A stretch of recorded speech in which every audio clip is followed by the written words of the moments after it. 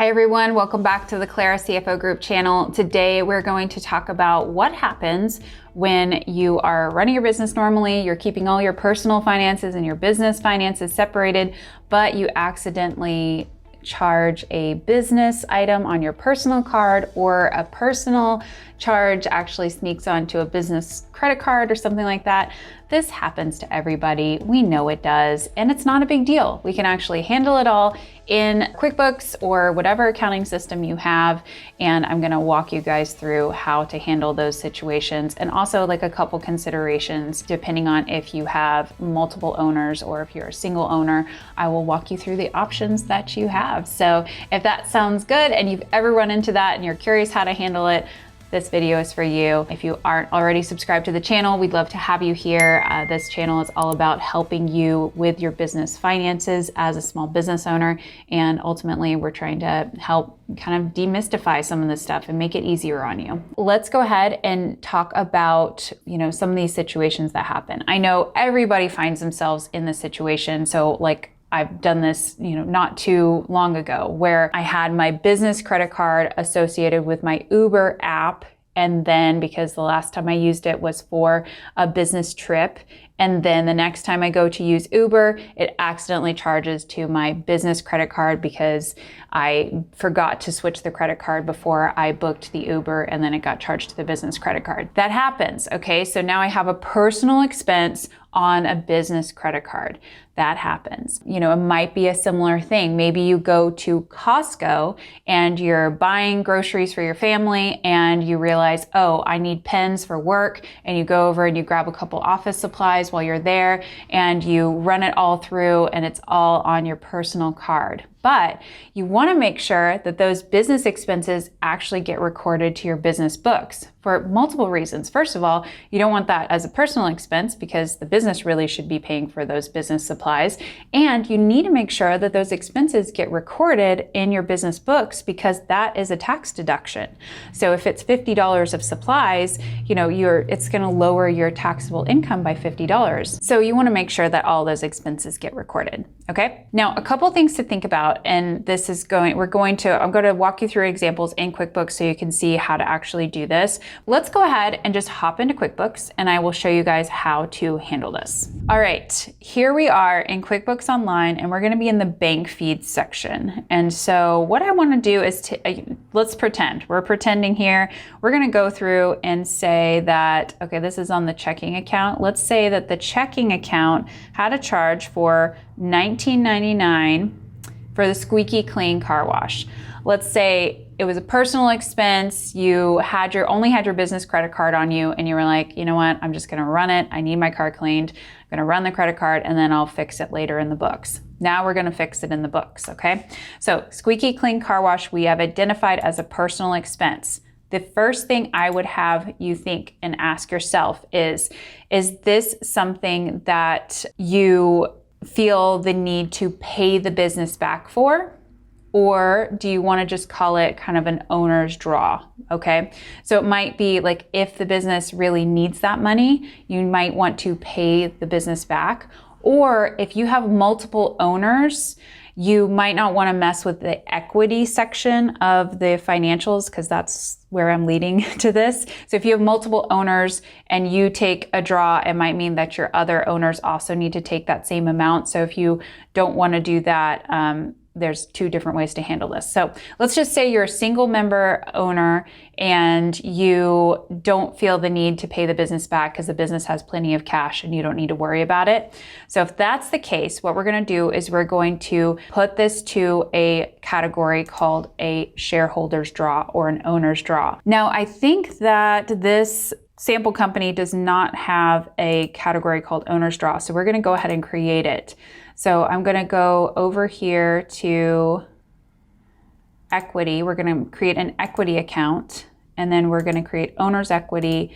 And I'm just going to change the name to owner's draw. Some people will call this shareholders distribution. Some people call it owner's draw. Like usually if it's a corporation, it would have shareholders distribution, but it doesn't really matter necessarily what it's called. You just need to know what it's for. And so the description would be for distributions or owner expenses.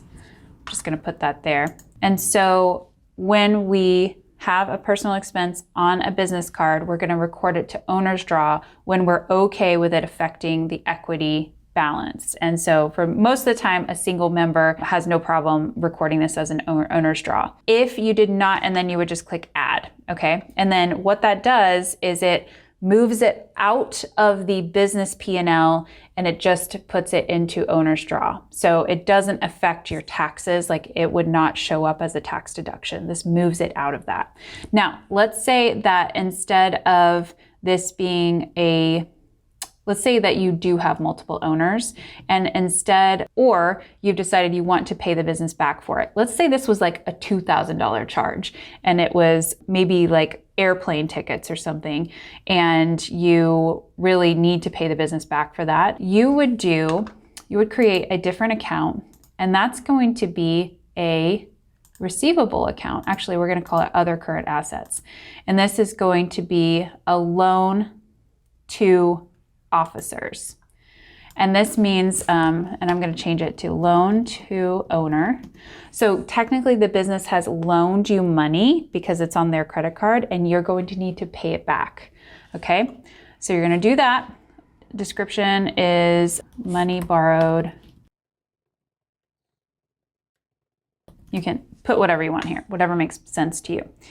And then we're going to do that. Okay. So if you want to pay it back, you create a loan account where your business is waiting to be paid back by you, which would be a receivable from the business, and you have to pay it back. Once that receivable is paid, it will net to zero and it won't affect your P&L again, so that you don't have that tax effect of the transaction. Okay, so that's two ways to handle if you have personal expenses on the business side. Okay, and the big question is, do you want to pay it back or not? Or are you fine just having it flow through equity? Now, the other side of this coin is if you have charged something on your personal card and you want to make sure that that gets either paid back by the business or you are recording it in the business, because those are business expenses that need to be in your business P&L. So in this case, you're not going to be in the bank feed because the transaction has not showed up anywhere in your business books. You have to put it in the business books from scratch. So the way that you do that is you create a journal entry, okay? And so you can go up here to new and then you go to journal entry. That's where I am. And so in this case, let's say you used my scenario earlier. You were at Costco and you bought office supplies. So what you would do is you would book your office supplies. Let's see if they have a supplies. So let's say there's supplies that you bought for $50 and then you said Costco, trip, pens, paper, ink, okay? And then what you will book the opposite side of that to will be a payable. Now this could go two ways. So you could say it's same thing. It's kind of like, are you okay just buying office supplies for the business and kind of saying, okay, this is a sort of a contribution to the business and I don't expect to be paid back. You know, something like $50, maybe you're okay not getting paid back by the business. Then that would be considered an equity contribution. So I'll show you what that looks like first. That would be like, we just created that owner's draw.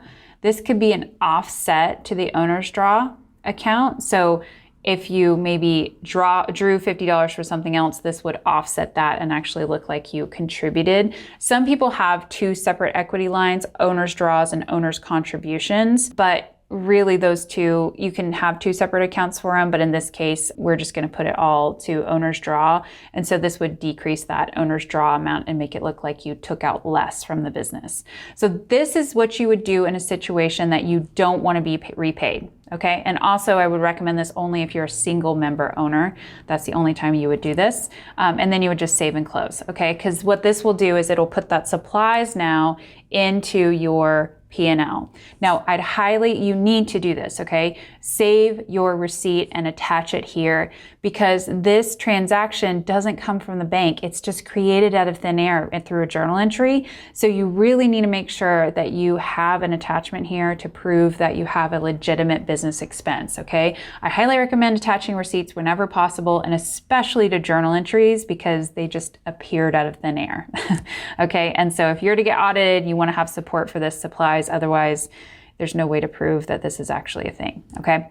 Other scenario would be if you want to be repaid by the business. So if that's the case, we're going to create a new account. And in this case, it would be a payable. You can just create a liability account. I'm just going to, instead of making accounts payable, because I don't want it to get lumped in with any other bills, I kind of want this to be a separate line item. I want this to go to other current liabilities. And I'm going to create payable to owner, okay? And so this is amounts owed to business owner for expenses. We can just leave it at that. Amounts owed to business owner. Okay, and then we can save and close. All right, so now we have the supplies have now been put into the P&L, and then the payable to owner will show up on the balance sheet. And then once you pay that money back, you give the $50 back to the owner, or you write yourself a check for that $50, that will clear out this, the offset will be this payable to owner account, okay? So like if that $50 check clears on your bank feed, then you will code it to the payable to owner, because then it will clear all of that out. Okay, and this is how you get expenses into the system when you have bought them with your personal card. Okay, easy peasy. All right, so I hope that makes it really clear for you. And again, this happens all the time, even though we try really hard to separate personal and business. As a small business owner, these things do happen because life happens, okay? And it's not a big deal to get your accounting records correct. So make sure that you are saving those receipts, attaching it to the transaction, and also just make sure you're recording these things in the right place. So if this video is helpful, please give it a thumbs up. I really appreciate any of this when I can get some feedback on these videos as well. So thank you for being here, and we'll see you soon.